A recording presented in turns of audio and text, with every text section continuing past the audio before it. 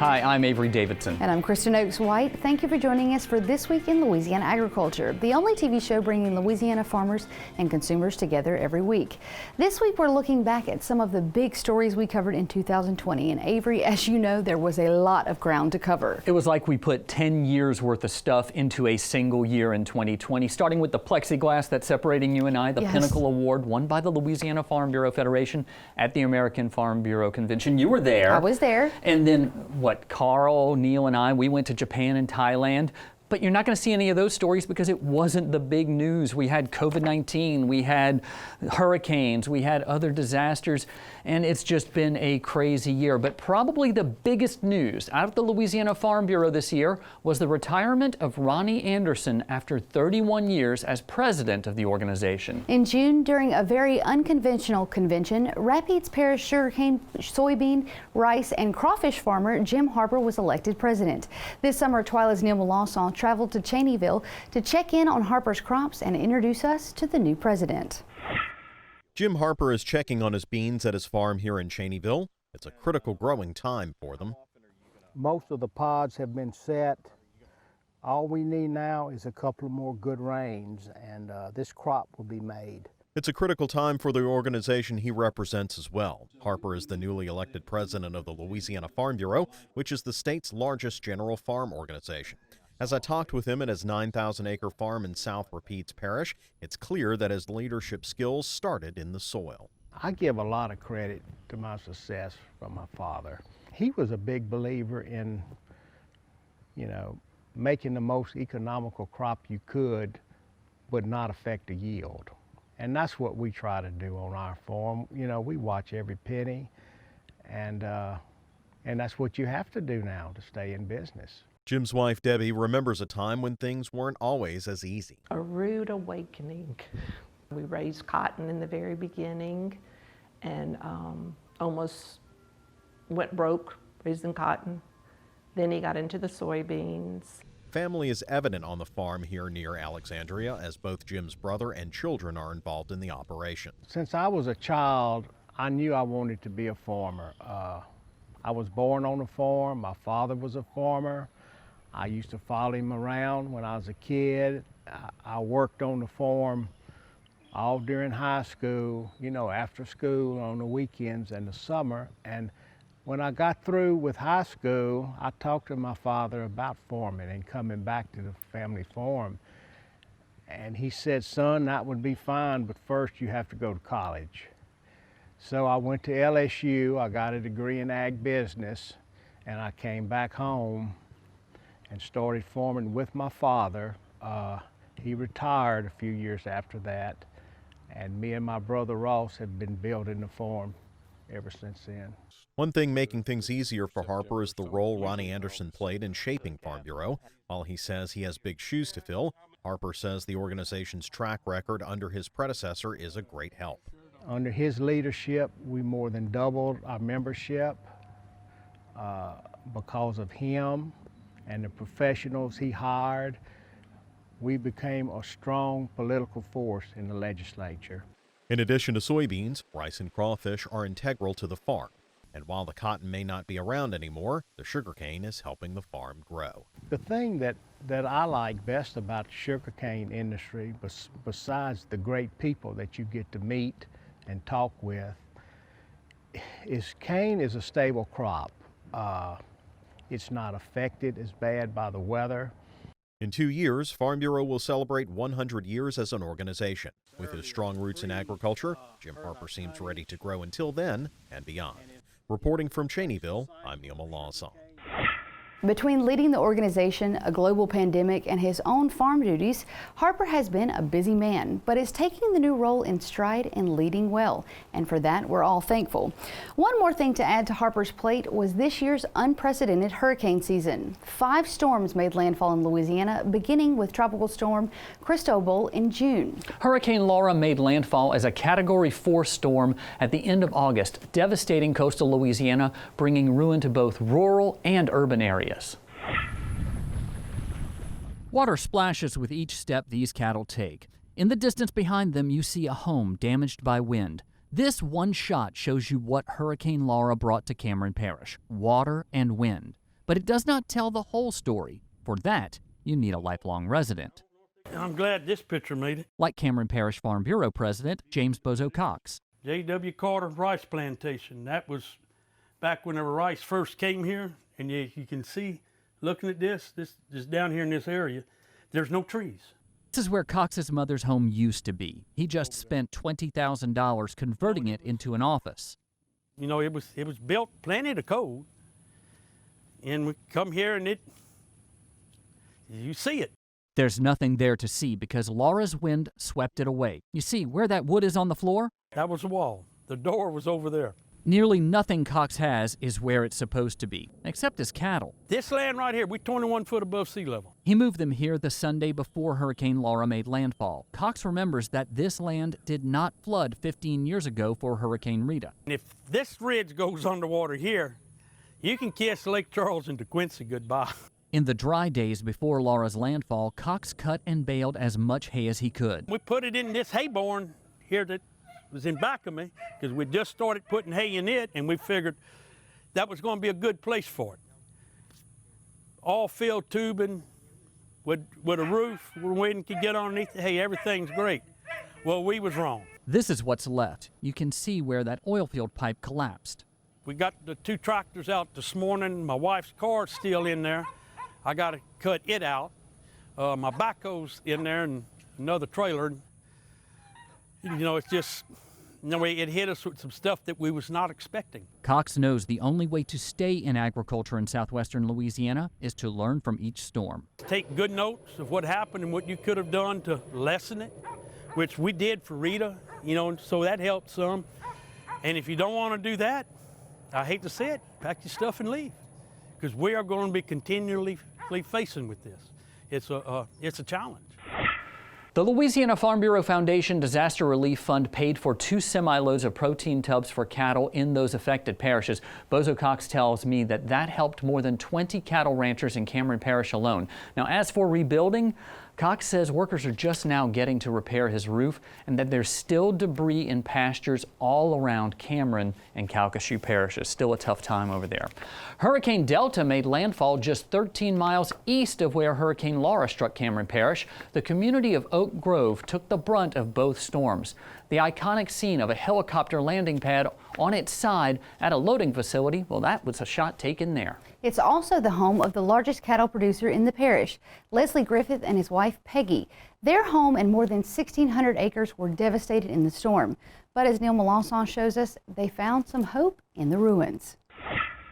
It's a quiet, sunny day here at the Lazy Acres Ranch in Welsh. Owner Leslie Griffith is talking with folks at the NRCS in Lake Charles about programs to keep the grass healthy here, as well as getting back on their feet after Hurricane Laura. Mack Parker, the district conservationist, says there's programs aimed at helping them do just that. NRCS, once that boundary fence is up, we're able to help in interior and cross share with our EQIP program, dealing with interior cross fencing, livestock water, water wells, troughs, water facilities, things that are heavy use pads underneath, to assist with those and try to get some back a sense of normalcy, if you will. Even an hour north of the coast here, there's signs of stress. One of Griffith's cows died from the stress and mosquitoes post-Laura. Still, he did manage to get most of his 190 head of cattle out of the way of the storm. We'd bought this land here for right after Rita and hauled the cows back after Rita had went through and tore everything up. I put a water well in.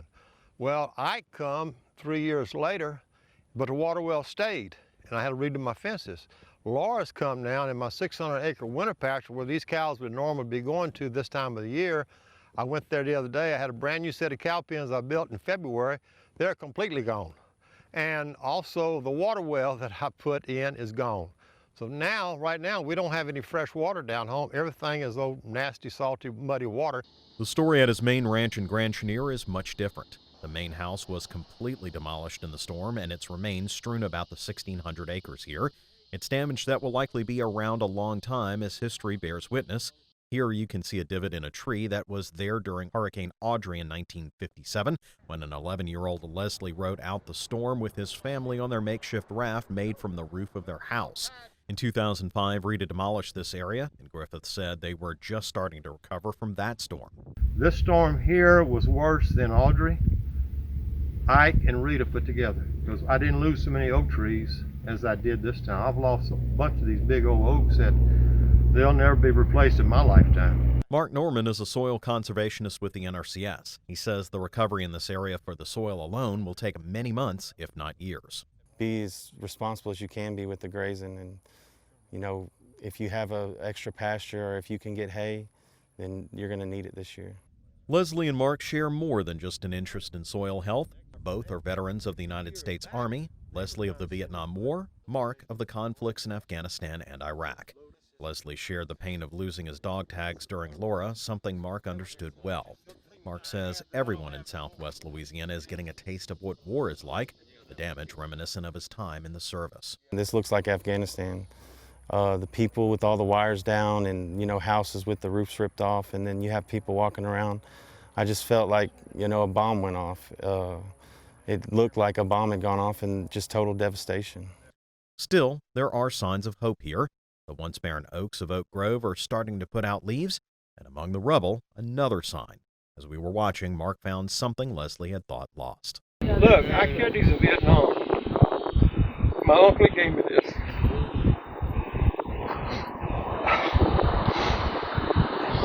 Y'all can read it yourself. It said, it's the alcoholic's dear one day at a time, you know what I mean? And it says, God grant me serenity to protect things I can't change. While his voice was full of emotion at the discovery of those dog tags, it belies a strength in Leslie, a strength that has kept the Griffiths working this land for 200 years, and if he has anything to say about it, for 200 more and beyond. And my address will be 1003 Oak Grove Highway, Grand Chenier, Louisiana, till I die, so I know that. So. And we have a great update. Leslie Griffith told us that they have a camper set up on their property in Oak Grove.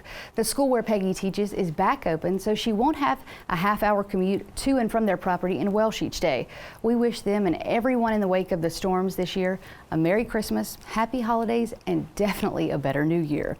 Now for some good news about great farmers. In 2020, the Louisiana Farm Bureau named Phillip Tomlinson of East Carroll Parish the Young Farmers and Ranchers Achievement Award winner. He and his wife Carey farm 2,700 acres of grain in Lake Providence. They're also raising 4 wonderful children they hope will one day take up the family business. Mornings start very early on the Tomlinson family farm in Lake Providence. Check the chickens, feed the sheep, and harvest the corn crop for a sweet return. There's a certain art to picking sweet corn, as 6-year-old Weston Tomlinson points out. You want it to be ready all the way to it. It's a lesson he learned firsthand from his father, Phillip. The joy of it to me is having my kids out there in the sweet corn patch, because not only are they learning how to work hard, how to sweat, how to pick the big ears, don't pick the little ones, pick the big ones, but we have picked ear after ear after ear and taken them and delivered them to friends and family, and so they're actually getting to see that we are really feeding the world. We're doing our part to feed the world and our part to give to others. Between feeding the world and a new baby sister, the Tomlinson children are learning that farm life requires a lot of hard work, but also reaps some sweet rewards. We just decided to start selling eggs to make a little bit of money. Because we can't eat 12 eggs a day, so. They all get the money if they work, and if they wash the eggs and do the whole thing. And we divide the money up, and 10% goes to their tithe, 10% goes in savings, and they can do whatever they want with the rest. If these smiles are any indication, life is good here on the farm. Yep. It is a lifestyle that we love. We We love that our children get to see that when you work hard, like there's fruit from that labor. And yes, there is inconsistency, but at the same time, there's a freedom with farming that we get to experience that if you were working a 9 to 5 tied to a desk all the time, that you wouldn't get to experience that. In fact, it's the exact life that Phillip says he's dreamed about for more than 30 years. I mean, I'm living my dream, literally. I mean, I grew up on this farm as a kid and riding a four-wheeler around, and I always wanted to farm. And it was, what can I do? Where can I go to school so that I can learn what I can to help me on the farm, but come back and farm? Part of that dream means making this fourth-generation farm more efficient and profitable. I saw the need that, we've got to change some things. If we're going to remain profitable going into the future, we've got to change some things. And so we moved to row fall irrigation. We've leveled almost 900 acres, and we leveled a lot of ground that wasn't previously leveled. And we put it on a fall to where now we can grow rice, corn, and soybeans. Now we irrigate a lot with polypipe. In farming, it's all about getting water on your crop, but getting it off is just as important or more important.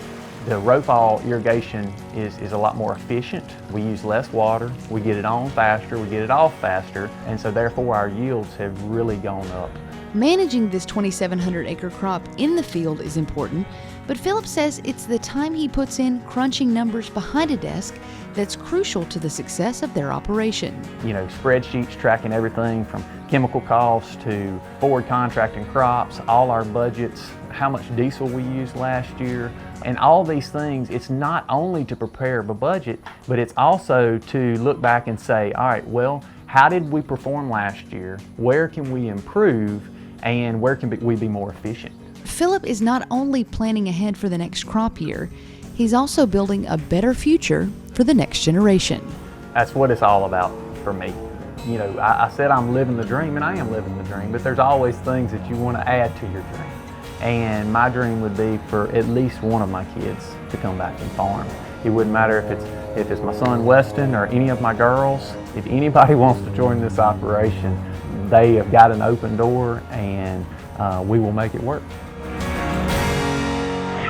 As winner of the 2020 Louisiana Farm Bureau Young Farmers and Ranchers Achievement Award, Tomlinson received a $35,000 cash award from the Southern Farm Bureau Casualty Insurance Company, along with several other prizes. He will also represent Louisiana in the National Young Farmers and Ranchers Achievement Award competition, which will be held virtually at the American Farm Bureau Convention in January of 2021. And we wish you the best of luck. We're proud of you, and we want you to represent us, but we're rooting for you really hard.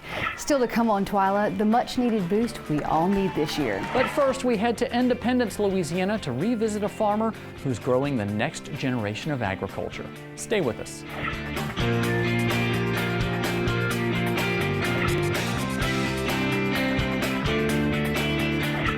Back in May, we traveled to the strawberry fields of Independence, Louisiana. At that time, we saw a huge selection of early spring vegetables. We look back as TWILA's Jennifer Finley introduces us to Frank Fekete, who's now bringing a variety of leafy greens and other winter crops to the Red Stick Farmers Market. This is the heart of the Hungarian settlement. This is an area where the Hungarians settled about 1920. Because Hungary was communism. So they wanted to get away from it. Families found out they had cut over land here, and they were hard workers, so they dug the stumps out and started raising strawberries. I mean, to grow real good strawberries, you got to put a lot of time and effort into it. You can't just go out there and plant them and let them go. You got to take care of them. They aggravate, and then they're expensive, real expensive to grow.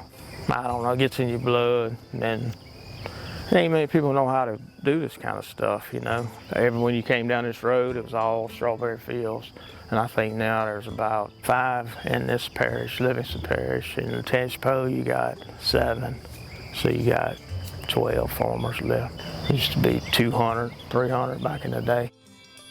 Out here, it's all just little specialty crops for the market. 3 rows of cucumbers. They planted 1 row of wax beans for them. Then we plant a few jalapenos. People at the market want it, so we grow it for them. Like the leeks, a lot of people were saying they wanted leeks, so we started growing leeks for them. But all these tomatoes here, this is different for the market. You see these beets, they've been doing real good. I think the people really liking them. In a little while, they'll start driving in. Then buy squash, cucumbers, potatoes. You got green beans, and then you got the wax beans, and then cucumber, squash. All right, let's see what you got here. 3 yellow squash, 3 zucchini, 1 bundle of spinach. All right, that's $4, 5, 6. I don't know, let's see, that's probably about 20 bucks there. 25 good?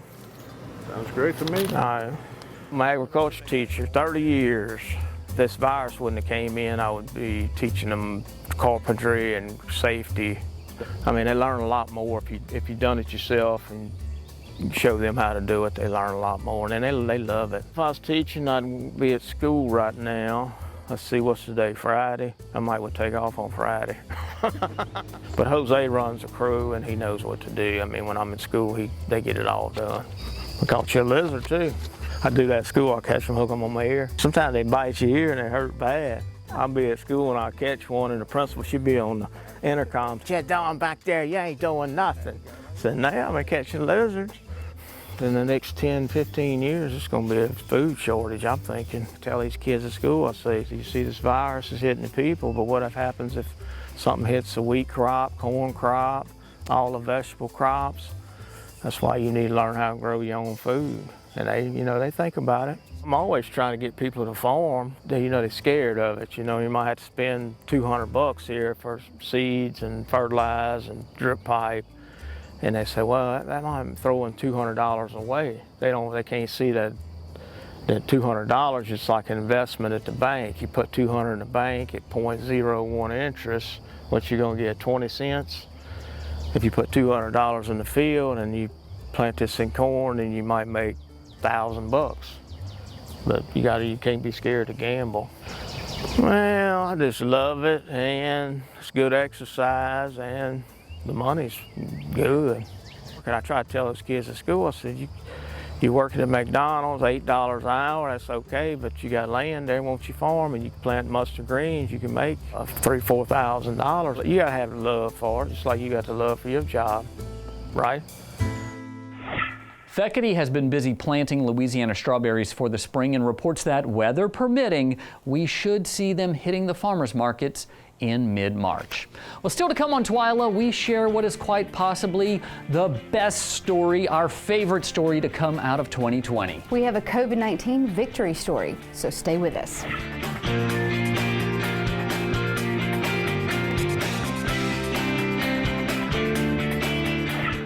Hey, Kristen, I have some good news, really good news.